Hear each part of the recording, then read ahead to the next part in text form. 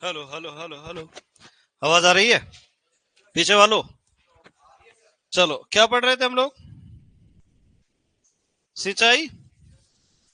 सिंचाई में हमने देखा सिंचाई के समय का निर्धारण, ऐसा पढ़ा क्या अपन ने?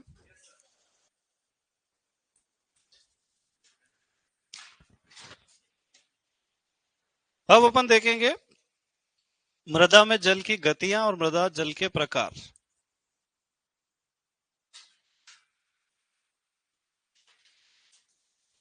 है ना? हाँ। जलवायु के आधार पर फिर से बताऊं? ये वैज्ञानिक विधि है।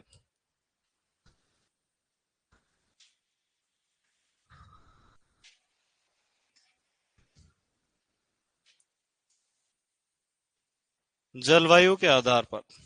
ये किसने दिया था? है ना? परिहार।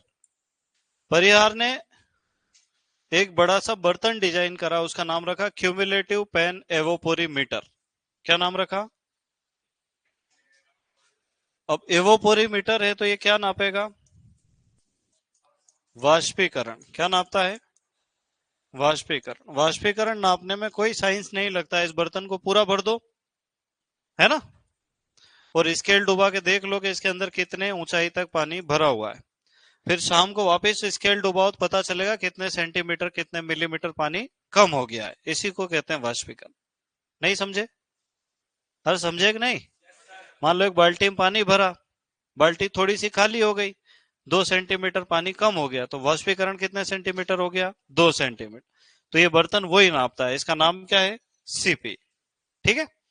अब इस बर्तन का उन्होंने क्या उपयोग किया, उनके दिमाग में डाउट आया कि जब राजस्थान में 40 डिग्री तापमान है, तो ऐसा जरूरी थोड़ी है कि पंजाब हरियाणा में भी 40 हो, तमिलनाडु में भी 40 हो, पश्चिम बंगाल में भी 40 हो सकता है तमिलनाडु में तो 25-30 ही हो।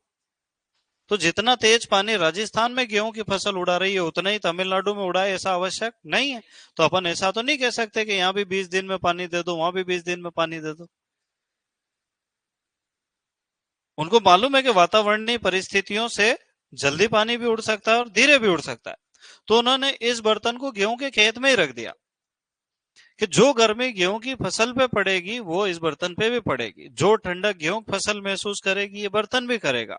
और कई वर्षों तक उन्होंने रिसर्च किया और उन्होंने जब हिसाब लगाया तो उनको पता चला कि जितने दिन में इस बर्तन से 1 सेंटीमीटर पानी उड़ता है। अब मान लो ये 1 सेंटीमीटर एक ही दिन में उड़ गया, या तो इसे 1 सेंटीमीटर उड़ने को 7 दिन लग गए। उतने ही समय में धान की फसल 1.2 सेंटीमीटर पानी उड़ा देती है। गर्मियों में एक ही दिन में उड़ा देती है, सर्दियों में 7 दिन में उड़ाती है। पर जितने देर में गेहूं या बर्तन से 1 सेंटीमीटर उड़ेगा, धान 1.2 उड़ा देगी। तो बर्तन और धान की फसल में एक संबंध स्थापित किया। उन्होंने देखा कि जितने दिन हो, भले 6 घंटे में अगर बर्तन से 1 सेंटीमीटर उड़ा, धान ने भी 6 घंटे में 1.2 उड़ा दिया। अब आम किसान धान का तो नहीं नाप सकता, वो तो बर्तन का नाप सकता है। पर जब उन्होंने कह दिया है कि जितने बर्तन सेंटीमीटर उड़ेगा, धान की फसल ने कितना उड़ा दिया? जितना इधर 2 उड़ा, इधर को कितना उड़ जाएगा? 2.4। इधर 3 होगा तो 3.6, 4 होगा तो 5 होगा तो 6 हो जाएगा। अरे 6 हो जाएगा ना। इधर 5 होगा उधर 6 हो जाएगा। तो अगर धान में 6 सेंटीमीटर की सिंचाई हमने की थी, तो अगली सिंचाई कब करना है? जब इस बर्तन में से 5 सेंटीमीटर पानी उड़ जाए। तो बर्तन क्या कर रहा है? अपने को गाइड कर रहा है कि अगली सिंचाई कब करना है। समझे? मान लो धान में 12 सेंटीमीटर पानी दिया था, अपन भूल गए, अब कब देना है? जब इस बर्तन में से 10 सेंटीमीटर पानी कम होगा, इसका मतलब वो धान ने 12 सेंटीमीटर उड़ा दिया। समझे? चलो, यही मामला जब गेहूं में आया तो क्या आंसर आएगा?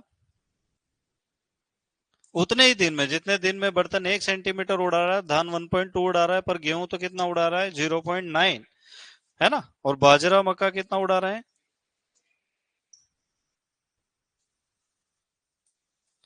और सबसे कम कौन उड़ा रहा है? कितना उड़ा रही? 0.4। अब मान लो अपन कहें कि मैंने खेत में 10-10 सेंटीमीटर सिंचाई कर दी। 4 दिन बाद मैंने देखा कि सीपीई से 2 सेंटीमीटर पानी कम हो गया था, बताओ धान के खेत में कितना पानी कम हुआ? 2.4 हो जाएगा। गेहूं में कितना हो जाएगा? 1.8 हो जाएगा। बाजरे में कितना हो जाएगा? 1.6 हो जाएगा। और कुसुम में 0.8 ही होएगा बस। अभी भी नहीं आया समझ में? चलो ठीक है। ये सर्वोत्तम वैज्ञानिक विधि है, क्योंकि मान लो मेरा खेत जो है वो काली मिट्टी वाला है, और वहां पर 3-4 पेड़ की छांव भी रहती है, ठंडा माहौल रहता है। किसी आदमी का खेत उधर पत्थरों पे है, वहां पत्थर भी गर्म होते हैं, तो उसका जो प्रभाव फसल पे पड़ रहा है वही इस बर्तन पे भी पड़ेगा, एग्जैक्ट रिजल्ट आता है। नहीं तो क्या होगा कि मैं प्रयोग करूं इस बंद कमरे में, बाहर जाऊं तो उसका कोई महत्व ही नहीं निकलेगा। तो विज्ञान के साथ ये समस्या है कि जिन परिस्थितियों में प्रयोग किया जाता है, केवल उन्हीं के बारे में जानकारी मिलती है, दूसरी जानकारी नहीं मिलती। तो बर्तन में से भी कम ही उड़ेगा ना। ह्यूमिडिटी अगर ज्यादा है वातावरण में तो वाष्पोत्सर्जन कम होगा, तो वाष्पीकरण भी कम होगा। ठीक है। और एक चीज और ध्यान में रखना है कि जब भी कोई एक्सपेरिमेंट किया जाता है तो उसमें कुछ कुछ चीजों को फिक्स मान लिया जाता है, उनको अजम्पशंस कहते हैं। आगे तुम कॉलेज में जाओगे ना तो तुमको पढ़ना पड़ेगा कि जब भी कोई प्रयोग किया जाता है तो सीमा रखी जाती है। जैसे मैंने 200 लोगों को नीम की पत्तियां खिलाई, उसमें से 180 जो थे वो ठीक हो गए। अब उन्होंने घर जाके छाछ पी के नहीं पी, इसका मुझे कोई आइडिया। मैंने खाली काय का रिसर्च करा? नीम का। तो छाछ को इग्नोर कर देंगे। बाद में कोई आगे रिसर्च करे कि नीम की पत्ती खाने के बाद छाछ पी लो तो नीम का असर खत्म हो जाता है, तो वो अलग ही रिसर्च हो जाएगा। नहीं समझे? फिर मैंने कहा कि मैंने नीम की पत्तियां खिलाई, 200 में से 150 लोग बुखार ठीक हो गए। फिर बाद में पता चला कि वो जो 150 ठीक हो गए उन सबके घर में कूलर था, जो ठीक नहीं हुआ वो खाली पंखा चला के सो रहे थे। तो दूसरी चीजों का असर ध्यान में नहीं रखा जाता है ना। तो ये अपना ध्यान रखना है, कोई भी रिसर्च होता है दुनिया में तो उसकी एक पूरी सीमाएं बना लेते हैं कि हम इतने ही गुणों को सिर्फ अध्ययन करेंगे, इसके अलावा दूसरा गुण का अध्ययन नहीं करेंगे, है ना। जैसे गेहूं में यूरिया डालने पर उपज में कितनी वृद्धि हुई, तो वो तो तय करेगा कि धूप कैसी पड़ रही, छांव कैसी पड़ रही, किसान ने पानी दिया कि नहीं दिया। पर उन चीजों को हम सेम मान लेते हैं, फिर प्रयोग करते हैं। ठीक है, चलो ज्यादा डीप में नहीं जाना है, ये एग्रीकल्चर है, बेरू बना देती। अब अपन क्या पढ़ेंगे? मृदा जल के प्रकार और मृदा में जल की गतियां। पर उसके पहले कॉन्सेप्ट अपने को समझना पड़ेगा। तुमने 12th में एक टॉपिक पढ़ा होगा ना, मृदा। पढ़ा के नहीं पढ़ा? मृदा आयतन के हिसाब से अगर देखें तो 50% स्थान किसने घेर रखा है? ठोस कणों ने। और 50% जो ठोस कणों ने नहीं घेर रखा है उसको हम क्या कहते हैं? तो मृदा आयतन का वह भाग जो ठोस कणों के द्वारा नहीं घेरा गया है उसी को हम क्या कहते हैं? रंध्रावकाश। 50% ठोस है तो रंध्रावकाश भी कितने हैं? 50। ये आयतन के जगह घेरने के हिसाब का मामला है। अब जो ठोस कण होते हैं उसमें दो प्रकार के कण होते हैं, एक तो होते हैं मृदा खनिज पदार्थ, दूसरे होते हैं कार्बनिक पदार्थ। ऐसा पढ़ा कि नहीं पढ़ा? पढ़ा। ठीक है। खनिज पदार्थ 45% जगह घेरते हैं, बाहर के हिसाब से तो 75 होते हैं ना। और बचा हुआ 5% स्थान कौन घेर रहा है? कार्बनिक पदार्थ घेर रहा है। अब मृदा खनिज को 3 भागों में हम बांटते हैं: रेत, मटियार और मृतिका। सैंड, सिल्ट और क्ले। ये तीनों कण एक ही पैतृक पदार्थ से बने रहते हैं, पर जो ज्यादा घिस जाता है वो क्ले कहलाता है, जो कम घिसता है वो मटियार, और कम घिसेगा तो रेत। तो केवल कणों के आकार का अंतर है, मटेरियल का अंतर नहीं है। कार्बनिक पदार्थ में क्या आएगा? पौधों या जंतुओं से जो पदार्थ आए हैं विच्छेदन से, वो क्या कहलाते हैं? कार्बनिक पदार्थ। अब ये मृदा के जितने भी कण होते हैं खनिज पदार्थ, ये सब गोलाकार होते हैं। कैसे होते हैं? अच्छा, गोलाकार होते हैं, ऐसा कैसे कह सकते हैं अपन? बताओ। क्योंकि ये घिस घिस कर बने हुए हैं, और घिस घिस कर कोई भी चीज बनेगी तो आखिरी में कैसी हो जाएगी? गोली हो जाएगी, है ना। तो ये गोलाकार होते हैं, बॉल जैसे गोल, गेंद के समान गोल। अब जो जगह मृदा के ठोस कणों ने नहीं घेर रखी है उसको हम क्या कहेंगे? रंध्रावकाश। रंध्रावकाश दो प्रकार के होते हैं, एक होते हैं बड़े रंध्र और एक होते हैं छोटे रंध्र।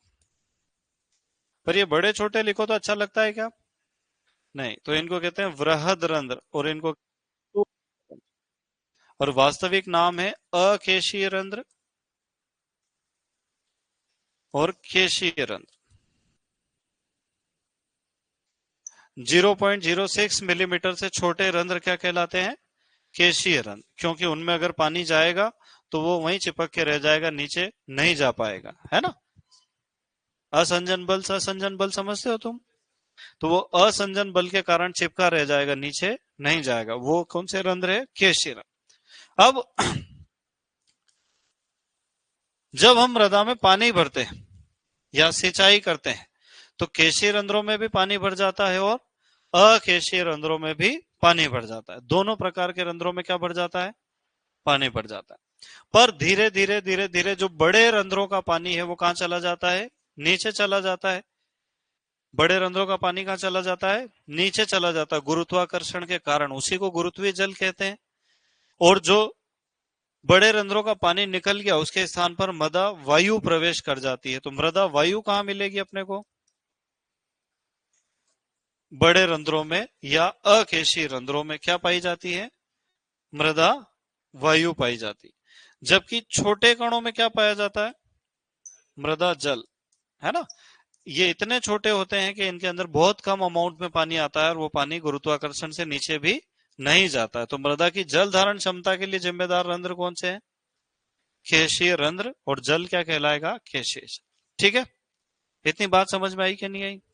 अरे आई, पक्का, वेरी गुड।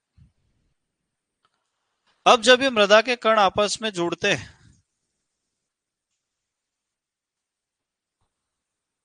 तो जो सबसे बड़े कण रहते हैं उनको हम क्या कहते हैं? रेत। जो उससे थोड़े छोटे कण होते हैं उनको हम क्या कहते हैं? हाँ, सिल्ट। पक्का।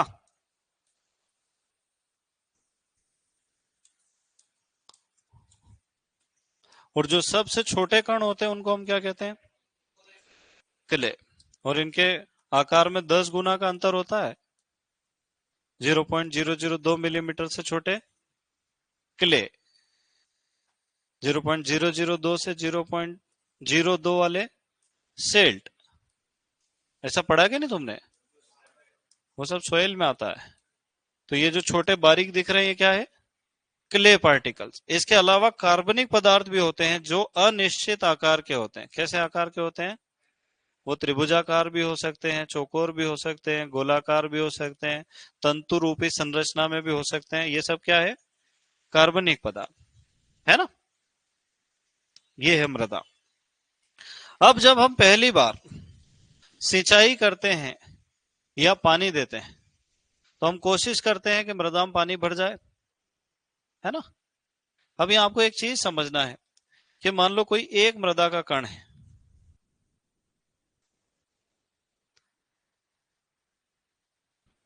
जब तक इसके पास पानी नहीं है तब तक ये असंतृप्त कहलाता है। क्या कहलाता? सॉरी। और जब इसको पहली बार जल मिलता है जीवन में तो ये उस पानी को अपने ऊपर धारण कर लेता है। जैसे प्लास्टिक की बॉल नाली में गिर जाती है तो ऊपर से गीली हो जाती है कि पानी उसके अंदर घुस जाता है। इसको कहते हैं अधिशोषण। क्या कहते हैं? तो प्रत्येक मृदा का कण सबसे पहले जल को अपने ऊपर अधिशोषित करके रखना चाहता है।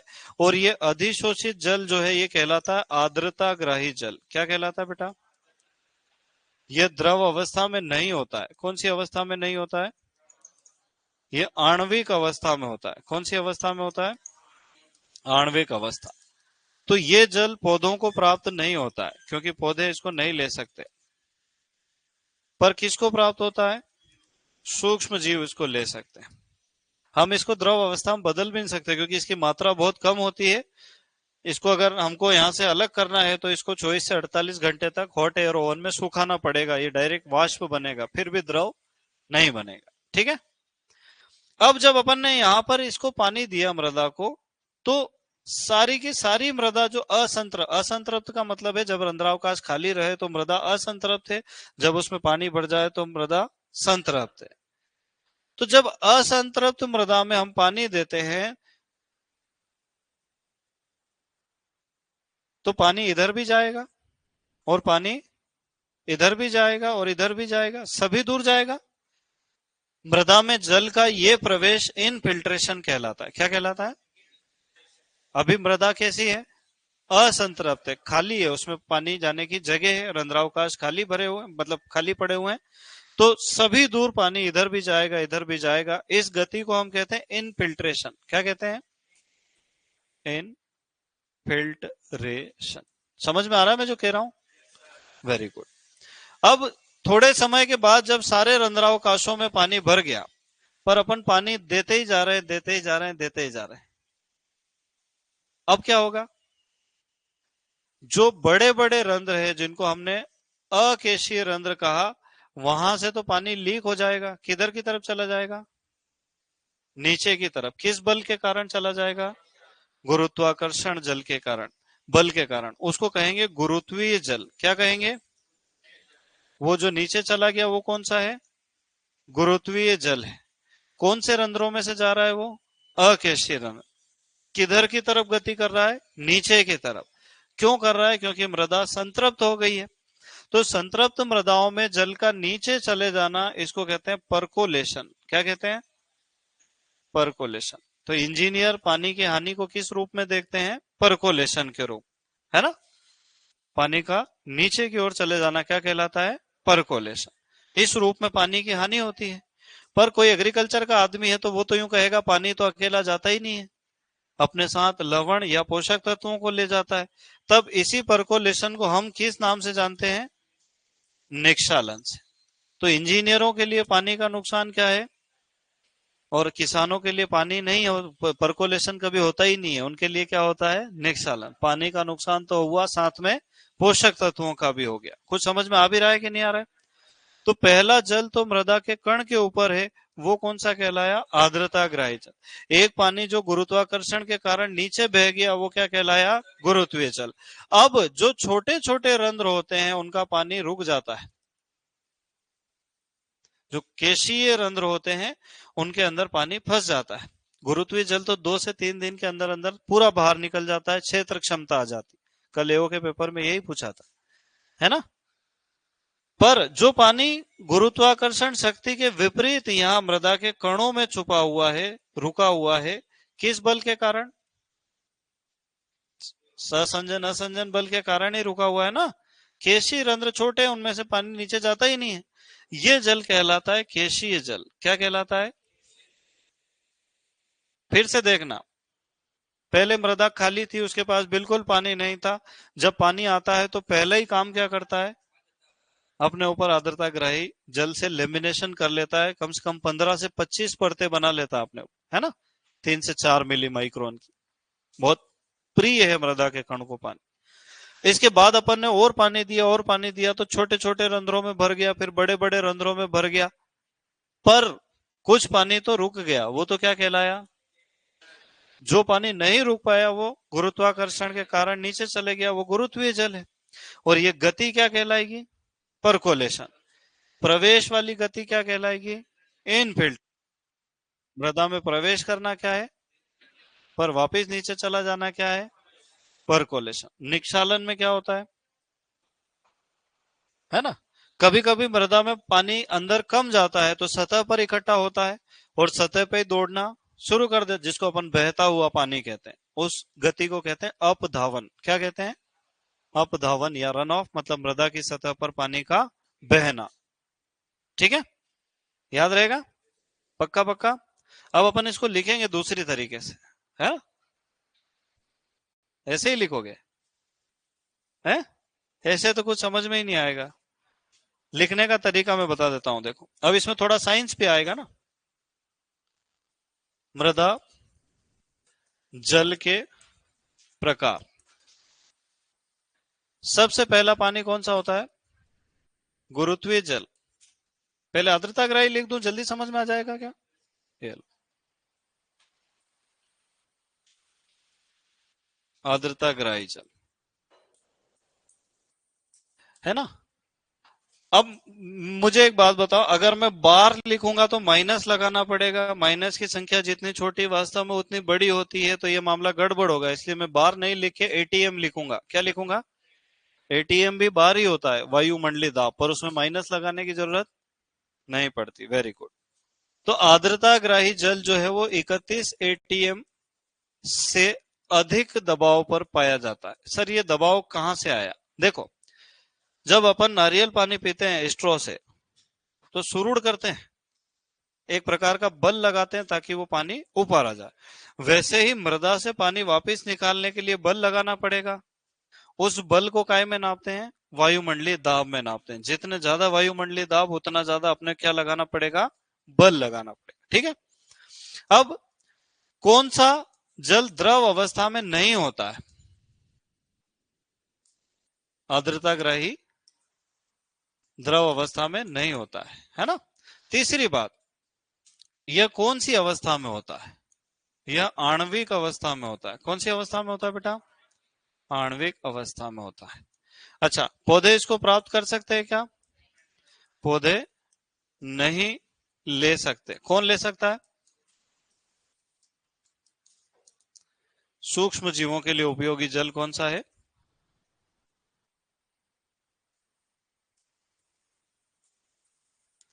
सूक्ष्म जीवों के लिए उपयोगी। क्लियर मामला। फिर जो पानी फंसा रह गया बेचारा, उसको हमने क्या कहा? केशीय जल। क्या कहा? कहां फंसा रह गया? 1/3 से 15 एटीएम के बीच में, 15 तक नहीं 30 तक है, 31 एटीएम के बीच में, है ना। मतलब केशी जल निकालने के लिए कहां से कहां तक ताकत लगेगी?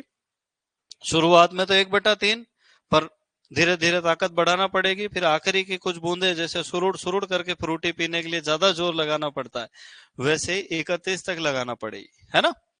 अब यह जल पौधों को प्राप्त हो जाता है, कौन से रंध्रों में पाया जाता है? हाँ हाँ, सूक्ष्म या केशीय रंध्रों में मिलता है। सूक्ष्म रंध्र को ही हमने क्या नाम दिया है? केशीय रंध्र।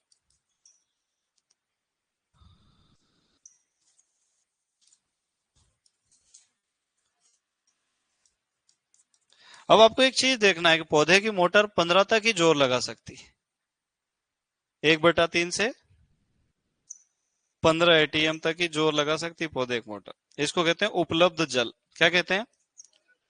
उपलब्ध जल। तो उपलब्ध जल कहां से कहां तक पाया जाएगा? ये किसका भाग है? केशी जल का। याद रहेगा कि नहीं रहेगा? अभी और आगे अच्छे से समझाऊंगा। एक टॉपिक और है इससे मिलता जुलता, जिसमें और थोड़ी समझ अपनी बढ़ेगी। अभी अपने को देखना है उपलब्ध जल किसका भाग है? केशी जल का। पौधे कौन सा जल ग्रहण कर सकते हैं? केशी जल। और कौन सा बच गया अब? गुरुत्वीय जल या स्वतंत्र जल, है ना। यह 1/3 एटीएम से कम पर पाया जाता है।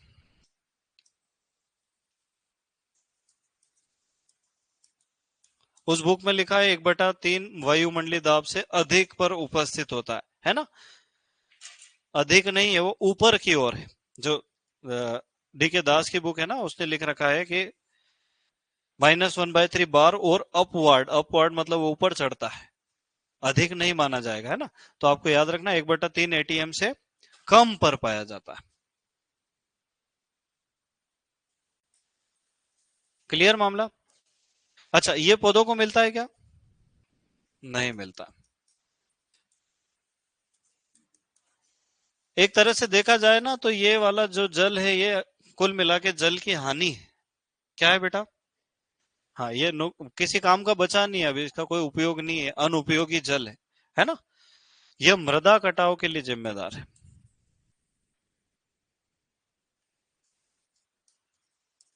निक्षालन भी तो यही करता है। अरे निक्षालन भी कौन सा जल कर सकता है? गुरुत्वीय जल। मृदा का कटाव भी कौन सा जल कर सकता है ना। तो हानिकारक कौन सा हुआ? गुरुत्वीय।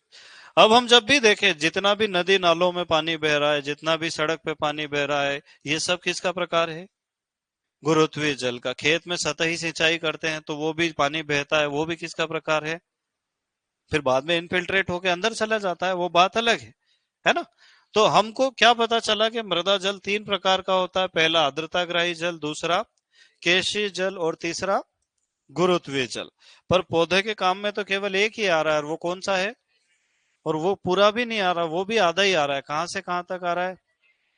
1/3 से 31। चलो इसको लिख लो, इसके पहले वाला थोड़ी लिखना है। हाँ,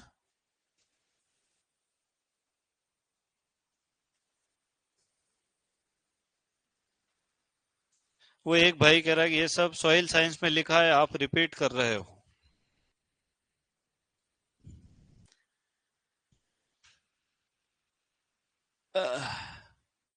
इसका क्या करूंगा मैं?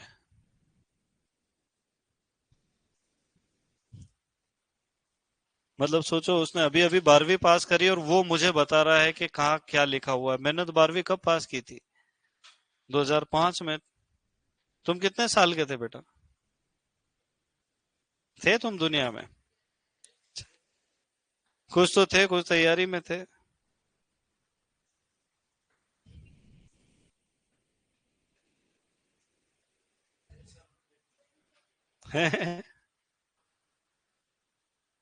क्या हुआ बेटे?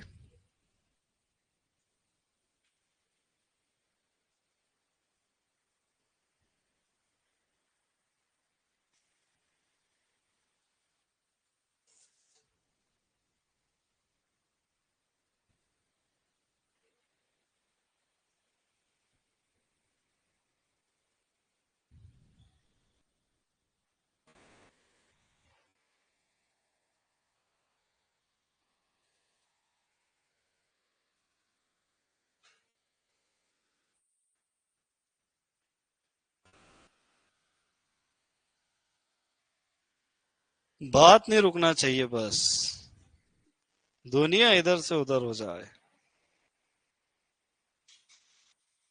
आंसर की आ गई है की पेपर की? तुमने तो दिया ही नहीं ना।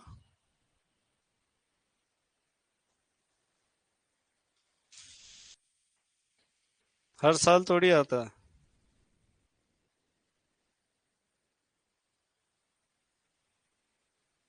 अगली वाली दोगे तो एओ नहीं बन जाओगे?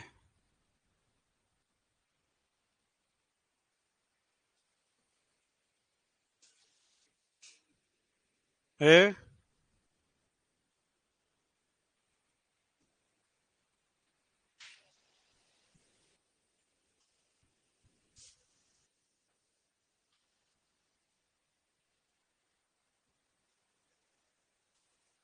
लिख लिया बेटा? तो बोला करो ना यार,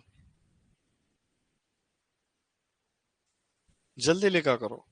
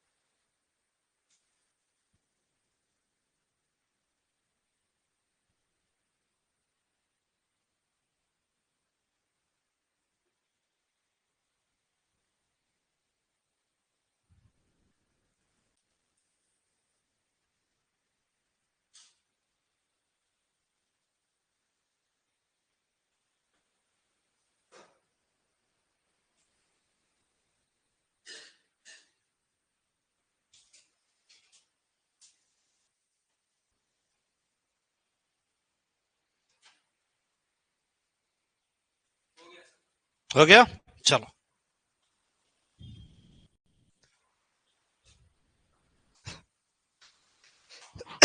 अब लिखो मृदा में जल की गतियां।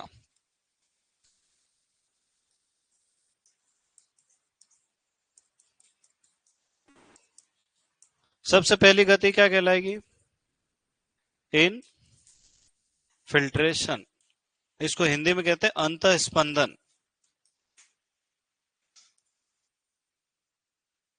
क्या कहते हैं बेटा? अंतः स्पंदन।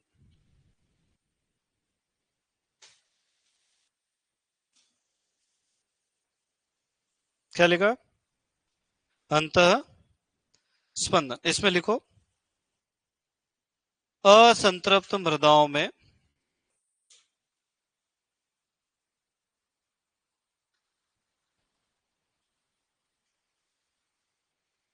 असंतृप्त मृदाओं में जल का प्रवेश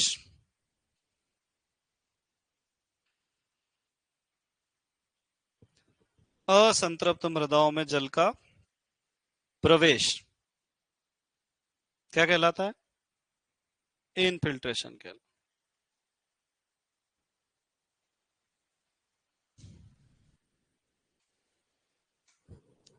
है। इनफिल्ट्रेशन का मापन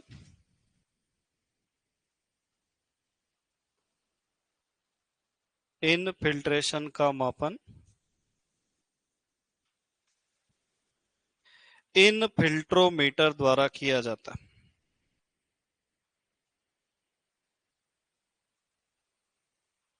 इन फिल्ट्रेशन का मापन इन फिल्ट्रोमीटर द्वारा किया जाता है। लिख पाओगे तुम? इन फिल्ट्रोमीटर द्वारा किया जाता है।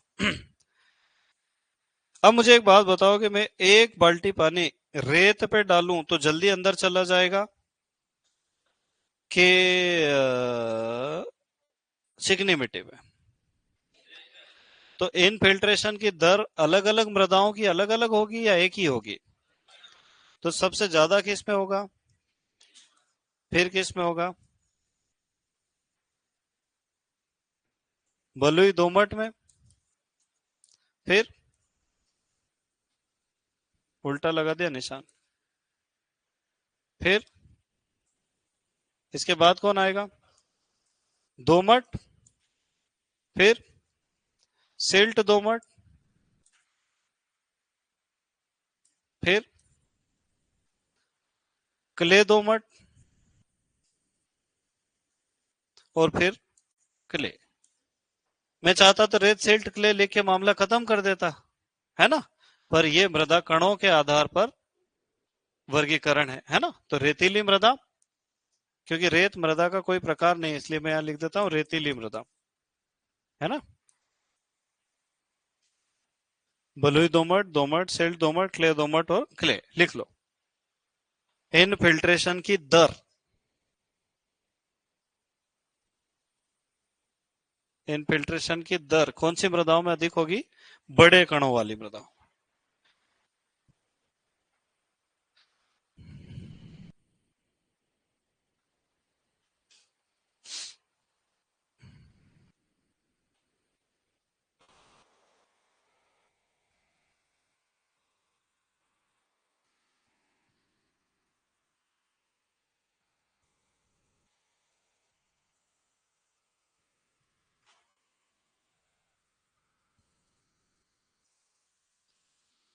लिख लिया? चलो, अब अगला। क्या बच गया अपना? हाँ, पीएफ यूनिट अलग चीज होती है ना? हाँ,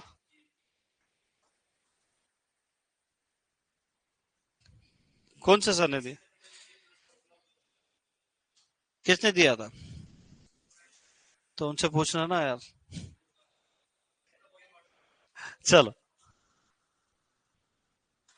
मुझे भी नहीं आता। चलो, क्या हो गया? इनफिल्ट्रेशन। अब लिखो परकोलेशन। इसको कहते हैं अंतःस्रवण।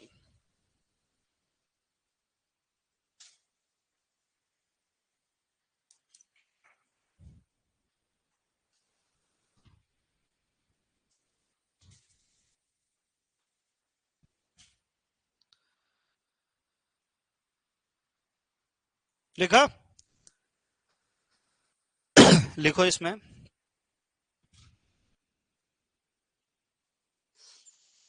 संतृप्त मृदाओं में जल की नीचे की ओर गति। संतृप्त मृदाओं में जल की नीचे की ओर गति।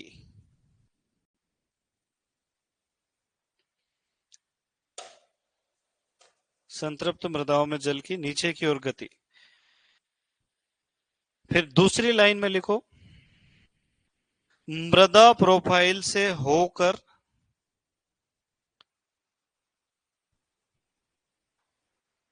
पानी का नीचे चले जाना। मृदा प्रोफाइल से होकर पानी का नीचे चले जाना क्या कहलाता बेटा? बताओ क्या कहलाएगा? अंतः स्रवण या परकोलेशन। फिर नीचे वाली लाइन में लिखो, इस क्रिया द्वारा जल की हानि होती है।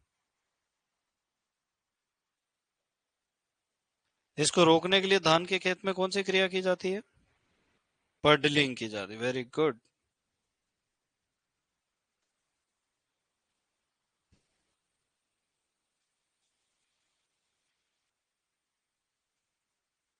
चलो अब लिखो निक्षालन।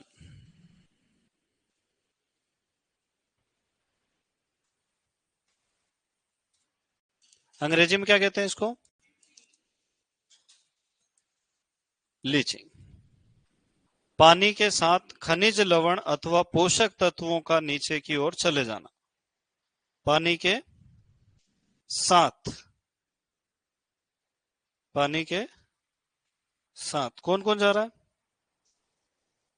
पोषक तत्व अथवा खनिज लवण का नीचे चले जाना क्या कहलाता है? लीचिंग।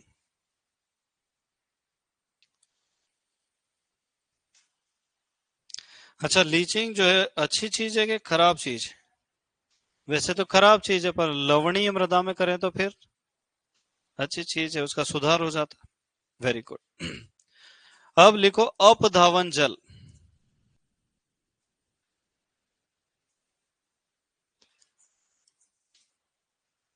Run of.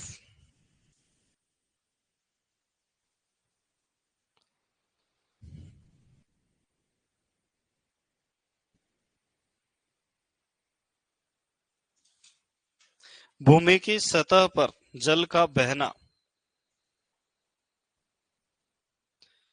भूमि की सतह पर जल का बहना क्या कहलाता बेटा? रन ऑफ या अपधावन जल। भूमि की सतह पर जल का बहना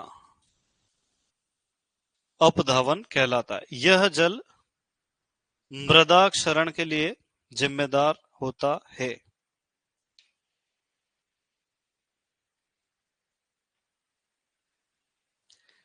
यह जल मृदा क्षरण, मृदा क्षरण को हम क्या कहते हैं? सॉइल इरोजन, मिट्टी का कटाव के लिए जिम्मेदार होता है।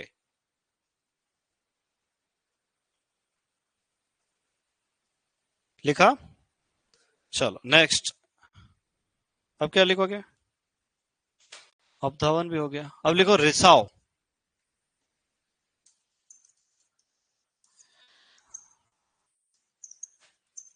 सीपेज।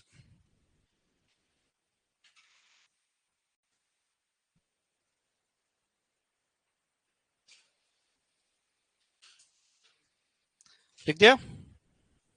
लिखो, नहर की दीवार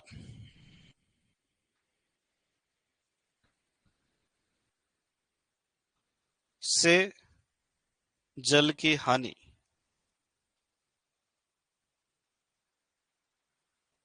तो नहर की दीवार से जब पानी बह जाता है तो इसको क्या कहते हैं अपन? फिर दूसरी लाइन में लिखो, नहरों के किनारे की मृदाएं क्षारीय प्रकृति की होती है।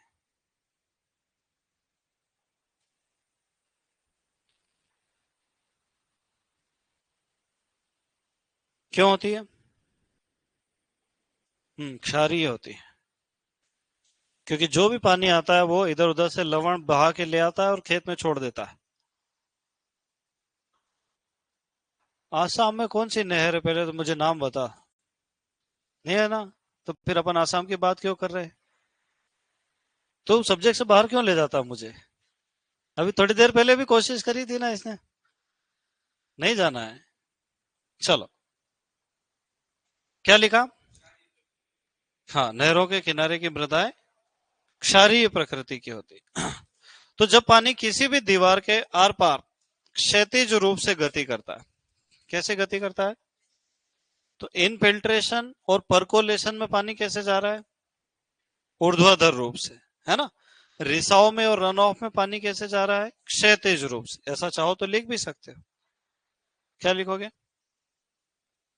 कि इनफिल्ट्रेशन और परकोलेशन में जल ऊर्ध्वाधर गति करता है, नीचे की ओर। इनफिल्ट्रेशन एवं परकोलेशन में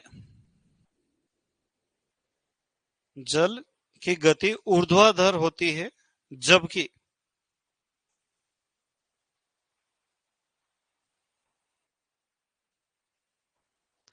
जबकि रन ऑफ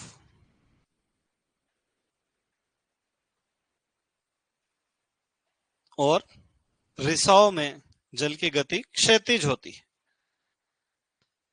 जबकि रिसाव और रन ऑफ में जल की गति क्षैतिज होती है। लिख लिया? चलो, बहुत बढ़िया। अब इसमें कोई डाउट है क्या? ये जितना अपन ने पढ़ा, मृदा में जल की गति है, मृदा जल के प्रकार, नहीं है? चलो।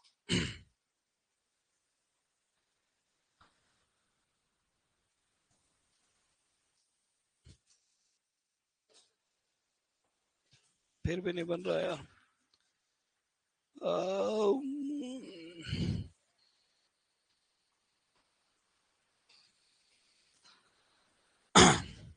अब देखो,